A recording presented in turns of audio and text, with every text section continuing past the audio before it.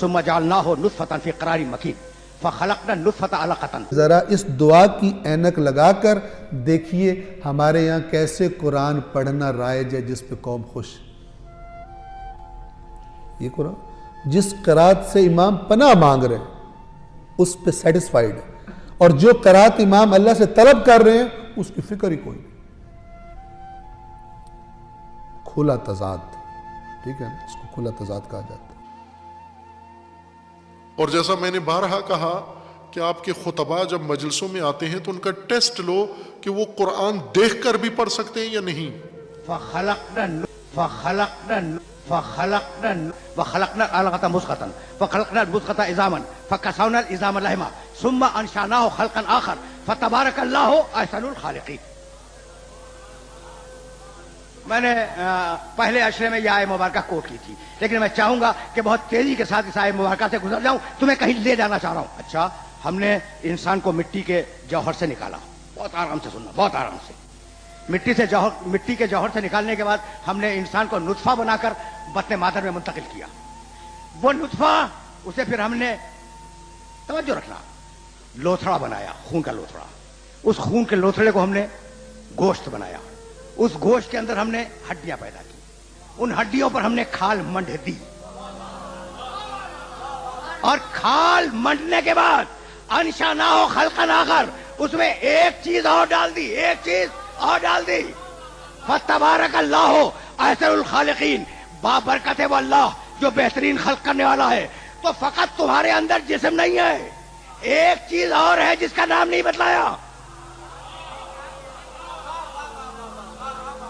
چلتے رہو میرے ساتھ. یہ سورہ مومنون کی آیت یاد رکھو گے. بڑے کم ایسے مرد پیدا ہوں گے جو کہے میں نے اپنا دین قرآن پڑھ کے سیکھا. یہ بہت بڑا ظلم ہے، یہ بہت بڑا ظلم ہے جس کی شکایت رسول اللہ قیامت کے دن کریں گے میری امت نے قرآن چھوڑ دیا تھا. کسی کے پاس کوئی ایکسکیوز نہیں ہوگی، میں تو فلانا مولانا صاحب کی بات سنی تھی، میں نے فلانا. اللہ کہے گا میں ہر مولانا سے بڑا تھا، تم نے میری بات کیوں نہیں پڑھی، تم نے میری کتاب کیوں نہیں پڑھی. اگر گمراہ ہوئے ہو میری کتاب سے دور رہ کر، اس کے ذمہ دار تم خود ہو. یہ میرا رسول تمہاری یہی شکایت کر رہا ہے کہ میری قوم نے قرآن کو چھوڑ دیا تھا، میری قوم نے قرآن کو چھوڑ دیا تھا. اگر یہ قوم قرآن پڑھنا شروع نہیں کرتی تو پھر اس قسم کے مسخرے اور بندر آ کر اس ممبر پر ناچیں گے جس طرح رسول اللہ نے بتایا تھا کہ میرے ممبر پر بندر چڑھیں گے، اور یہ پیسے لے لے کر گمراہی اور شرک اور کفر اور 2 نمبر جنت کے ٹکٹ بیچیں گے، اور لوگ سمجھیں گے ہم جو کرپشن بھی کرتے رہے، خدا کی نافرمانیاں بھی کرتے رہے، ہماری جنت پکی ہے. یہ وہی بات ہے جو یہودیوں کا عقیدہ تھا قرآن نے بتایا ہوا. کرپٹ تھے، سمجھتے تھے ہم جنت میں جائیں گے. غیر ذمہ دار ہو گئے، رسول اللہ کے منکر ہو گئے، سمجھتے تھے ہم جنت میں جائیں گے. اور اب سورہ یاسین کی آیت، سبحان الذی خلق الازواج کلھا.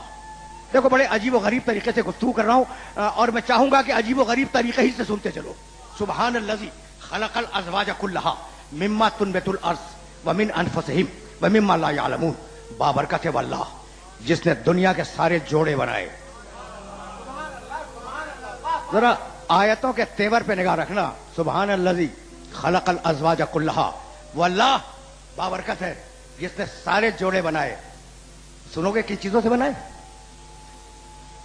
بھائی ایک مرتبہ پھر سننا. سبحان الذی خلق الازواج کلھا، کوئی بچا نہیں ہے. مما تنبت الارض، یہ جو جوڑے بنائے، یہ جو انسان بنا ہے، ان میں 3 چیزیں رکھیں. مما تنبت الارض، مٹی سے اسے نکالا. من انفسہم، نفس ڈالا. ومما لا یعلمون، اور ایک شے وہ ڈالی جسے یہ لوگ جانتے نہیں ہیں. رک جاؤ رک جاؤ، میں نے لفظی ترجمہ کیا ہے، اور یہ جو نوجوان بیٹھے ہوئے ہیں انہیں مخاطب کر رہا ہوں. میاں ایک مرتبہ اور سننا، بزرگ مخاطب نہیں ہیں. سبحان الذی خلق الازواج کلھا، بابرکت ہے وہ اللہ جس نے دنیا کے سارے جوڑے بغیر کسی استثناء کے خلق کیے. مما تنبت الارض، 3 چیزوں سے بنائے ہیں. مٹی، مما تنبت الارض، مٹی سے بنایا. من انفسہم، اس میں نفس ڈالا. ومما لا یعلمون، اور ایک چیز اور ڈالی جسے یہ جانتے نہیں ہیں، اس کا نام ہے روح. ٹھیک ہے نا؟ تو ہر انسان میں کتنی چیزیں ہیں؟ 3. یہی تو لانا تھا اپنے سارے سننے والوں کو، یہی لانا تھا اپنے سارے سننے والوں کو. تو روح آسمانوں سے اتری ہوئی ایک شے، जिस्म जमीन की तारीकियों से निकली हुई एक शय।